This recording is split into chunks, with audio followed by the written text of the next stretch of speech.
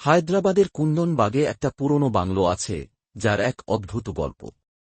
এক রাতে এক চোর পুলিশ স্টেশনে ছুটে আসে, ভয়ে কাঁপতে কাঁপতে বলে, স্যার, আমি চুরি করতে গিয়েছিলাম এক বাড়িতে, কিন্তু সেখানে 3টে মৃতদেহ পড়ে আছে।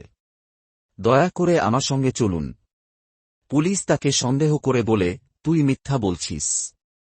তুই খুন করেছিস আর চুরি করে এখন নিজেকে বাঁচাতে এসেছিস। তদন্তে পুলিশ বাংলোতে পৌঁছে দেখে 3টে মৃতদেহ, যেগুলো 6 মাস আগের। চোর বলে, স্যার, আমি তো প্রতিদিন দেখতাম এই বাড়িতে 3জন মহিলা থাকেন। কখনো বাল্ব জ্বলে, কখনো নিভে।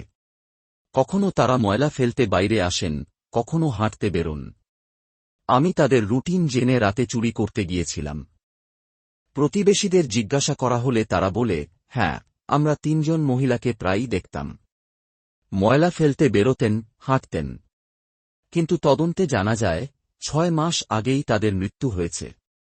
বাংলোর ভেতর পাওয়া যায় কালো জাদুর এক ভয়ানক সেটআপ। 3 মৃত মহিলার আত্মা কি এখনও বাংলোতে ঘুরে বেড়ায়, নাকি এর পেছনে আরও গভীর রহস্য লুকিয়ে আছে?